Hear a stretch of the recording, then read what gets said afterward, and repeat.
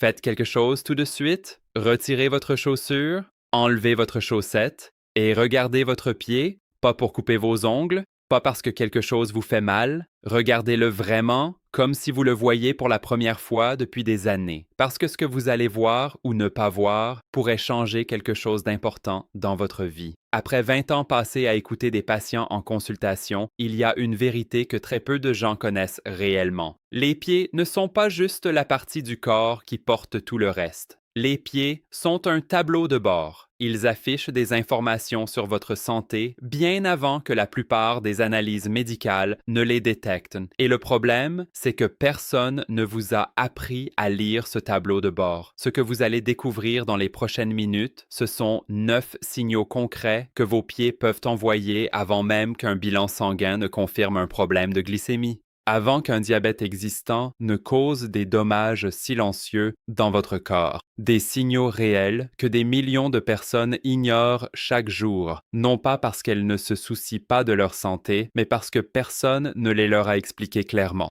Cette information ne vous sera pas présentée comme une liste de peurs, elle vous sera présentée comme ce qu'elle est vraiment. Un outil. Parce qu'à 50, 60, 70 ans, vous méritez une information honnête, pas une ordonnance accompagnée d'un silence. Si vous connaissez quelqu'un qui a le diabète ou quelqu'un qui est à risque, partagez ce que vous allez apprendre aujourd'hui. Vous pourriez lui éviter quelque chose de bien plus grave qu'un inconfort passager. Avant d'entrer dans les 9 signaux, il y a une chose fondamentale à comprendre, une image simple que vous n'oublierez jamais parce qu'elle explique tout ce qui vient après. Le diabète, dans son mécanisme essentiel, endommage 2 systèmes dans votre corps, les vaisseaux sanguins et les nerfs. Les médecins appellent ça l'angiopathie et la neuropathie diabétique, des mots compliqués pour une réalité très visuelle. Imaginez que votre corps est une ville immense, une ville avec des millions de rues, d'avenues, de ruelles. Ces rues, ce sont vos vaisseaux sanguins. Et à l'intérieur de ces rues circulent des camions de livraison chargés d'oxygène, de nutriments, de tout ce que chaque cellule de votre corps a besoin pour survivre. Ces camions, ce sont vos globules rouges. Maintenant, imaginez que le sucre en excès dans votre sang, c'est comme du sable fin qui s'accumule lentement dans ces rues. Imperceptiblement, au fil des mois, des années, les camions commencent à avoir du mal à passer. Certaines ruelles se bouchent complètement. Et quelle est la zone de cette ville la plus éloignée du centre?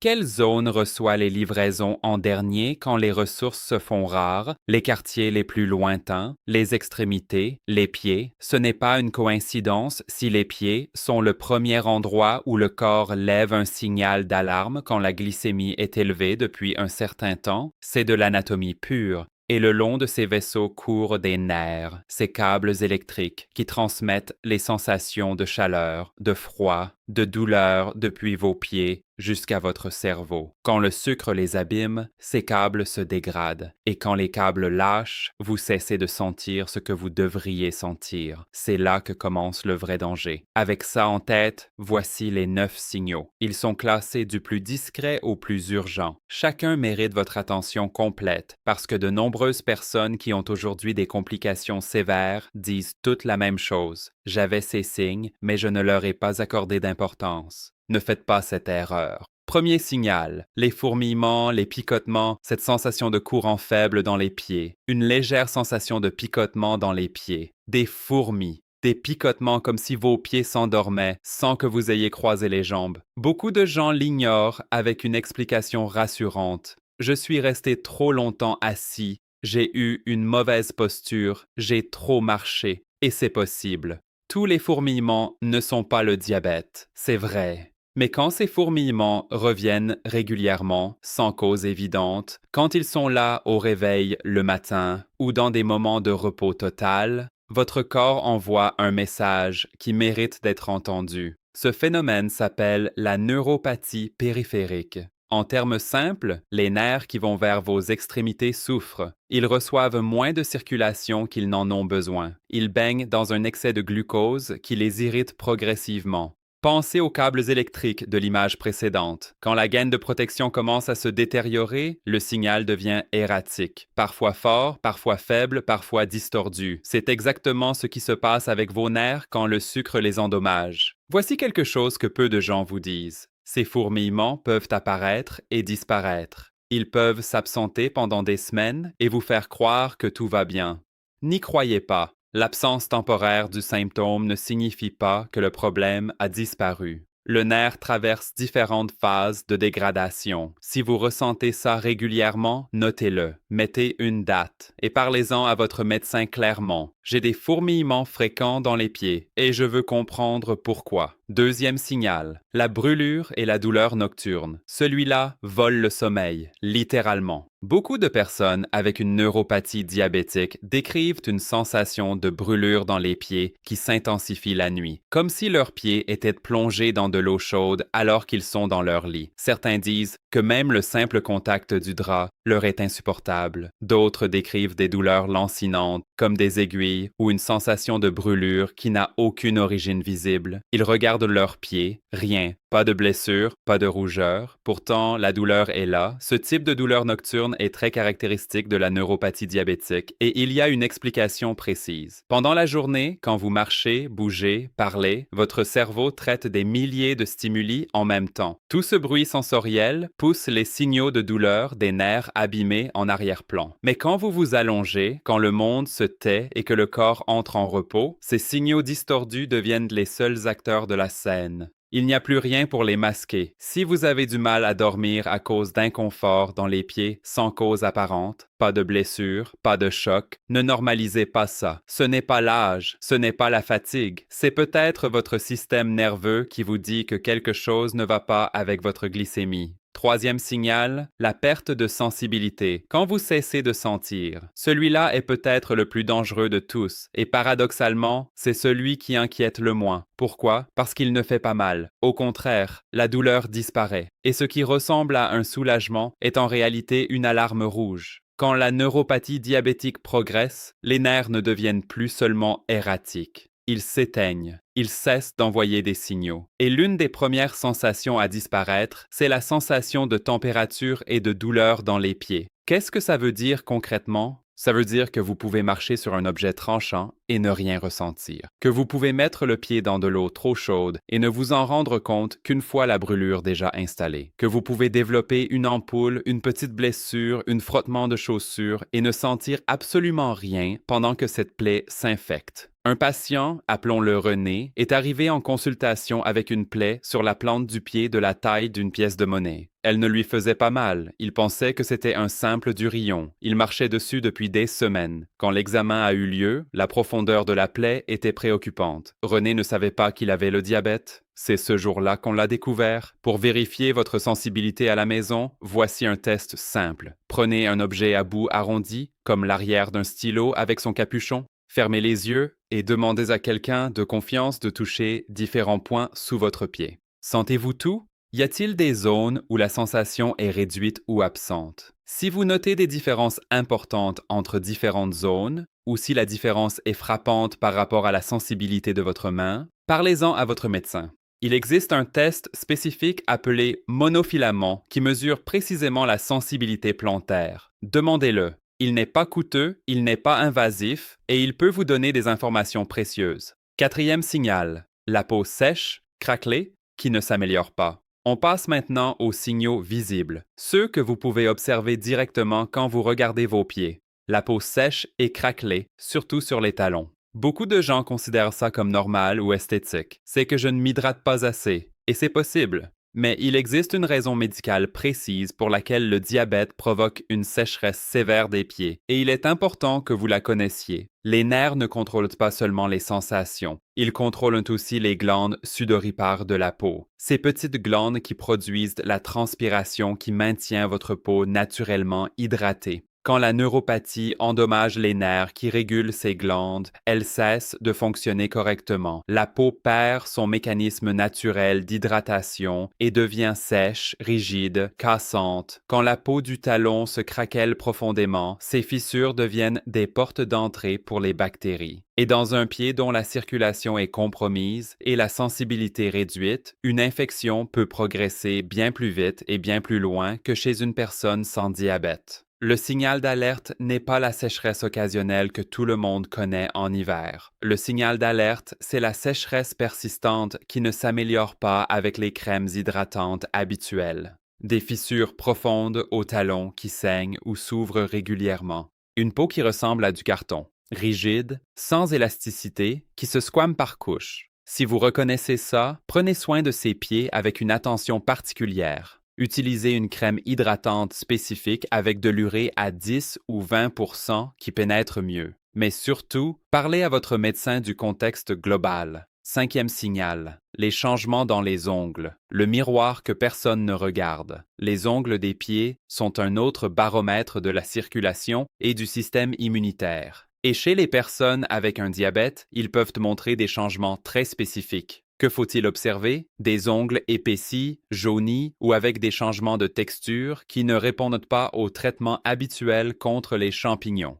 L'onychomycose, l'infection fongique des ongles, est beaucoup plus fréquente et persistante chez les personnes diabétiques. Pourquoi? Parce que l'excès de glucose dans les tissus crée un environnement littéralement plus sucré, plus nourrissant pour les champignons.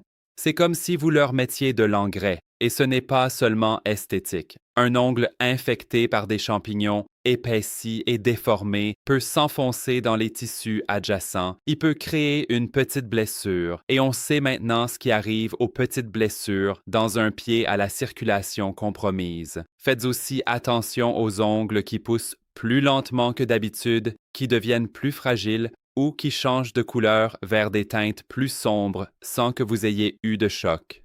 Ce sont des signes possibles que la circulation qui nourrit la racine de l'ongle est diminuée. Si vous avez une infection fongique persistante aux ongles des pieds qui a résisté à plusieurs traitements, ça seul devrait vous motiver à faire un bilan glycémique. 6e signal, les plaies qui cicatrisent mal. C'est peut-être le signal le plus connu, mais aussi le plus mal compris. Beaucoup de gens savent que les plaies cicatrisent moins bien avec le diabète, mais peu savent pourquoi. Et c'est cette compréhension qui peut vous protéger. Quand vous vous blessez, votre corps active un processus de réparation remarquable. Il envoie des cellules spécialisées sur la zone blessée, des neutrophiles qui combattent les bactéries, des macrophages qui nettoient les tissus endommagés, des fibroblastes qui tissent du nouveau collagène, de nouveaux vaisseaux sanguins qui se forment pour nourrir la réparation. Tout ce processus dépend d'une seule chose, la circulation. Il faut que les camions de livraison puissent arriver sur le chantier avec tous les matériaux nécessaires. Quand le diabète a compromis ces petits vaisseaux sanguins, ces camions n'arrivent plus correctement. Le chantier ralentit, devient inefficace. Les bactéries profitent de cette fenêtre de vulnérabilité.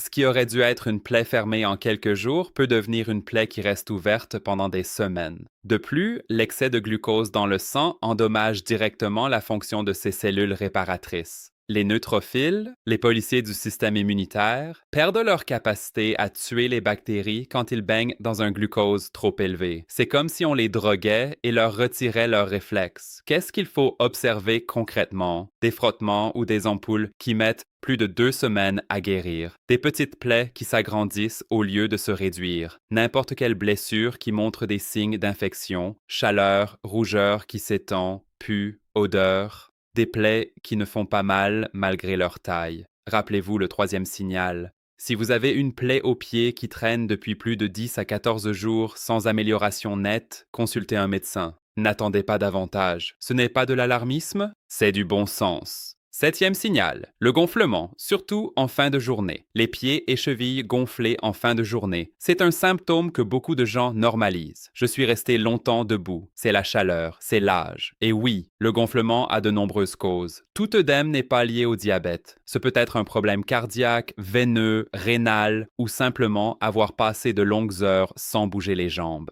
Mais il existe un schéma spécifique qui doit attirer votre attention.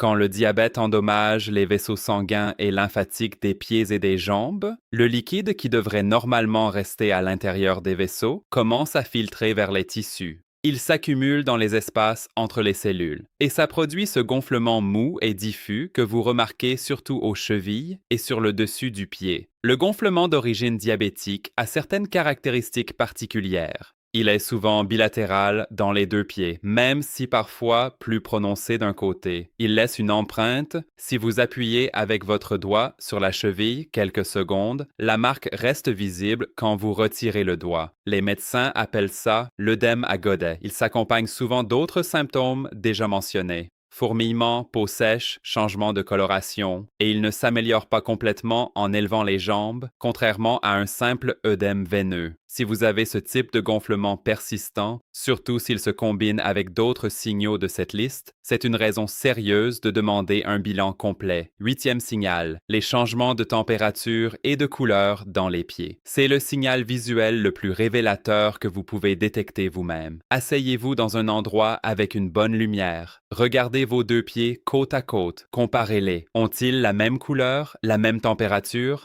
Vous pouvez les toucher avec le dos de la main, qui est plus sensible aux variations de température que la paume. Chez une personne en bonne santé, les deux pieds devraient avoir une température similaire et une couleur similaire. Mais quand la circulation est compromise par le diabète, ces schémas peuvent apparaître. Des pieds froids de façon chronique, pas froids parce que la pièce est fraîche, mais froids alors que le reste du corps est chaud, froid qui ne se réchauffe pas facilement. Ça indique que le sang n'irrigue plus correctement les extrémités. Une coloration bleutée ou violacée, surtout sur les orteils. Quand le sang qui arrive est pauvre en oxygène ou que le flux est lent, la peau prend cette teinte sombre. Les médecins appellent ça la cyanose. C'est un signal d'alerte sérieux, une rougeur persistante. Ça peut sembler contradictoire, mais parfois, les pieds d'une personne avec un diabète avancé sont très rouges quand ils sont pendants, assis les pieds au sol, et deviennent très pâles quand on les élève. Ce phénomène, appelé érythrocyanose, est le signe que les vaisseaux sont très endommagés. Un pied nettement plus froid que l'autre, ça peut indiquer une obstruction plus avancée d'un côté, c'est un signal qui nécessite une évaluation médicale urgente. Si vos pieds sont souvent froids ou présentent des décolorations inhabituelles, ne l'ignorez pas. La circulation dans les pieds, c'est littéralement la frontière entre conserver vos membres et les perdre. Ce n'est pas une exagération, c'est une réalité que les consultations confirment régulièrement.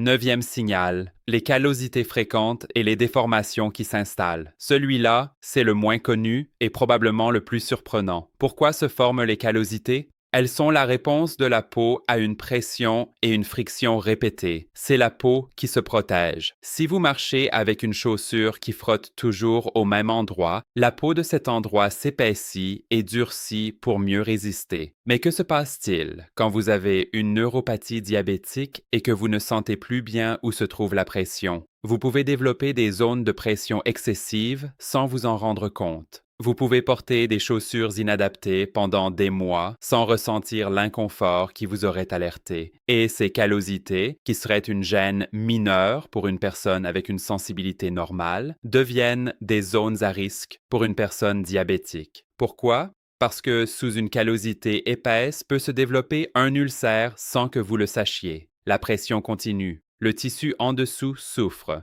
Et quand quelqu'un l'examine avec attention, il y a du tissu endommagé ou déjà infecté sous cette couche de peau durcie. Faites aussi attention aux déformations des orteils, ce qu'on appelle les orteils en marteau, des orteils qui se plient anormalement, ou au pied de Charcot, une déformation caractéristique de la neuropathie diabétique avancée, où les os du pied commencent à se fracturer et à se réorganiser à cause de la perte de sensibilité et de l'altération du flux sanguin. Si vous voyez que la forme de vos pieds change avec le temps, que vos orteils se déforment, que des saillies osseuses nouvelles apparaissent, ou que les callosités sont fréquentes et sévères, c'est le moment de consulter un podologue spécialisé dans le pied diabétique. Il faut être direct sur une réalité du système de santé.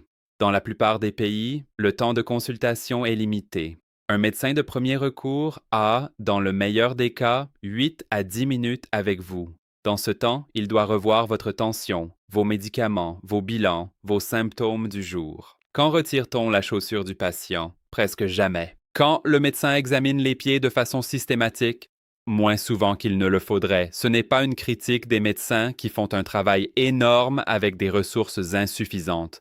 C'est une réalité du système que vous devez connaître pour la compenser. L'Association américaine du diabète recommande que toute personne diabétique fasse un examen complet des pieds au moins une fois par an. Pas une fois dans sa vie, une fois par an. Vous le saviez? On vous l'avait dit? Si vous avez déjà un diagnostic de diabète et que personne n'a examiné vos pieds au cours de la dernière année, demandez explicitement cette vérification. Dites les mots « Je voudrais un examen complet des pieds avec le test de sensibilité au monofilament et la vérification des poux. » Et si vous n'avez pas de diagnostic mais que vous reconnaissez plusieurs des signaux décrits aujourd'hui, ce dont vous avez besoin est simple. Une prise de sang avec une glycémie à jeun et une hémoglobine glyquée. Cette dernière, qu'on appelle HbA1c, ne vous dit pas comment votre sucre va aujourd'hui. Elle vous dit comment il s'est comporté ces 3 derniers mois. C'est la photographie à long terme que la simple glycémie à jeun ne peut pas vous donner. Maintenant que vous connaissez les signaux, voici quelque chose de pratique. Une routine de soins des pieds simple qui ne coûte rien et qui peut prévenir des conséquences graves. Chaque soir, en retirant vos chaussettes, examinez vos pieds. Cherchez des plaies, des ampoules, des changements de couleur, des zones de rougeur. Si vous n'arrivez pas à bien les pencher pour voir la plante, utilisez un petit miroir posé au sol ou demandez l'aide d'un proche de confiance. Lavez vos pieds à l'eau tiède, pas chaude. Vérifiez la température de l'eau avec votre coude, pas avec votre pied, surtout si votre sensibilité est réduite. L'eau chaude peut brûler sans que vous le réalisiez. Séchez-les bien, surtout entre les orteils. L'humidité entre les orteils est l'environnement favori des champignons. Un séchage minutieux réduit significativement ce risque. Hydratez la peau des talons et des côtés du pied, mais n'hydratez pas entre les orteils. L'excès d'humidité à cet endroit peut être problématique. Portez des chaussures adaptées, qui ne serrent pas, qui ne frottent pas, avec suffisamment d'espace pour les orteils. Ne marchez jamais pieds nus chez vous, ni à la plage, ni à la piscine. Les blessures sur un pied diabétique n'attendent pas. Coupez vos ongles en ligne droite, pas arrondis, pour éviter les ongles incarnés. Si c'est difficile ou si vos ongles sont très épaissis, consultez un podologue. Ne tentez pas de vous opérer vous-même. Il y a quelque chose que les médecins abordent rarement en consultation et qui mérite d'être dit. Recevoir toutes ces informations peut générer de la peur. Et la peur a 2 visages. Un visage utile, la peur qui vous met en mouvement, qui vous fait décrocher le téléphone pour prendre ce rendez-vous, et un visage paralysant, la peur qui vous pousse à préférer ne pas savoir, à vous dire que si on ne regarde pas, ça n'existe pas. Ce deuxième visage est compréhensible. Il se rencontre tous les jours. Des personnes qui ont porté des signaux pendant des années avant de consulter parce qu'elles avaient peur qu'on leur confirme quelque chose de grave. Voici ce qu'il faut retenir. Un diagnostic précoce n'est pas votre ennemi. C'est votre allié le plus puissant. Le diabète de type 2, détecté tôt, géré avec de l'information et des changements de mode de vie, a un pronostic complètement différent du diabète découvert quand il y a déjà des complications avancées. Ce n'est pas la même maladie, ce n'est pas la même histoire. Personne ne vous demande de vous alarmer. On vous demande de vous informer, de prendre le contrôle de ce que vous pouvez contrôler, de regarder vos pieds, d'aller à ce bilan, de faire cette prise de sang, parce qu'à 50, 60, 70 ans, vous avez encore beaucoup à vivre et vous méritez de le vivre bien, avec autonomie, avec santé, avec vos 2 pieds bien ancrés dans le sol. Voici un rappel rapide des 9 signaux vus aujourd'hui. Premièrement, des fourmillements ou picotements fréquents dans les pieds sans cause évidente. Deuxièmement, des brûlures ou des douleurs nocturnes qui perturbent le sommeil. Troisièmement, une perte de sensibilité. Vous ne sentez plus bien le chaud, le froid ou la douleur dans certaines zones du pied. Quatrièmement, une peau sèche et craquelée persistante, surtout au talon, qui ne s'améliore pas avec les hydratants habituels. Cinquièmement, des changements aux ongles. Épaississement, jaunissement ou infection fongique qui résistent au traitement. Sixièmement, des plaies ou frottements qui prennent plus de temps que la normale à cicatriser ou qui ne cicatrisent pas correctement. Septièmement, un gonflement persistant des pieds et chevilles qui laisse une empreinte à la pression. Huitièmement, des changements de température ou de couleur dans les pieds chroniquement froids, coloration bleutée ou violacée. Neuvièmement, des callosités fréquentes et sévères ou des changements dans la forme des orteils et du pied. Si vous avez un ou deux de ces signaux de façon occasionnelle, ça ne signifie pas nécessairement un problème de glycémie. Le corps est complexe et les symptômes ont de nombreuses causes. Mais si vous reconnaissez 3 ou davantage de ces signaux, ou si l'un d'entre eux est persistant et intense, vous avez toutes les raisons de vous faire examiner. On a parcouru un long chemin ensemble. On a parlé de nerfs, de vaisseaux sanguins, de sucre, de peau, d'ongles, de blessures. Et on a aussi parlé de peur, de courage et de décision. Une seule chose est demandée avant la fin de la journée. Une seule. Regardez vos pieds pendant 2 minutes dans la lumière avec attention en observant ce que vous voyez. Et si vous avez un conjoint, des enfants adultes, des amis de votre âge, partagez ce que vous avez appris aujourd'hui. Il y a des gens autour de vous qui ont besoin de cette information et qui ne l'ont pas encore. Si cette vidéo vous a appris quelque chose que vous ne saviez pas, dites-le en commentaire. Laquelle des 9 signaux vous a le plus surpris? Ça aide à savoir quel sujet continuer d'aborder. Prenez soin de vous, vos pieds vous ont porté toute votre vie. Ils méritent qu'on s'en occupe. Ce contenu a un but exclusivement éducatif et informatif. Il ne constitue pas un diagnostic médical, un avis clinique, ni une prescription thérapeutique. Chaque personne est unique et les symptômes décrits peuvent avoir de nombreuses causes différentes du diabète. Si vous reconnaissez l'un des signaux mentionnés, consultez votre médecin généraliste ou un spécialiste en endocrinologie ou médecine interne. Ne retardez pas une consultation médicale professionnelle sur la seule base de ce contenu.